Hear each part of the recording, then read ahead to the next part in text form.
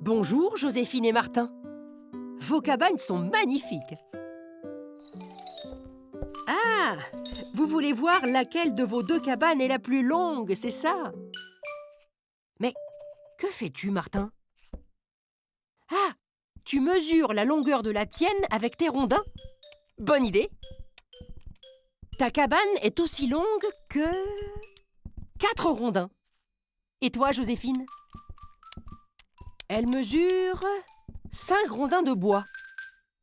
On dirait bien que ta cabane est la plus grande, Joséphine. D'accord, Martin. Tu veux mesurer ta cabane avec les rondins de Joséphine pendant que Joséphine mesure la sienne avec tes rondins. Pourquoi pas? Tiens, maintenant ta cabane mesure 5 rondins, Martin.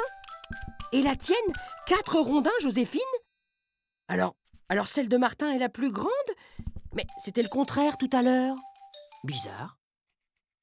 Ah! Le rondin bleu est plus long que le rouge.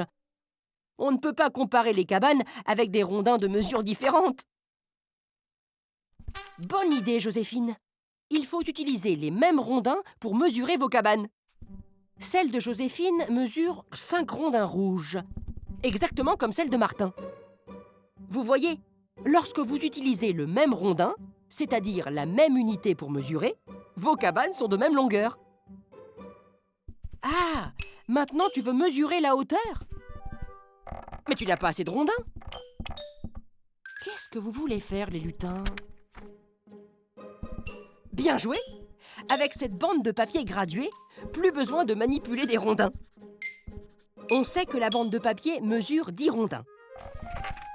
Ta cabane mesure 9 rondins de hauteur, Martin. Et la tienne aussi, Joséphine. Égalité parfaite. Vos deux cabanes ont la même hauteur.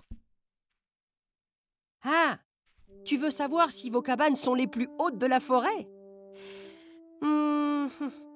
Dans le village voisin, les Farfadets utilisent la brique comme unité de mesure. Ça ne va pas être facile de comparer une mesure en rondin et une mesure en brique.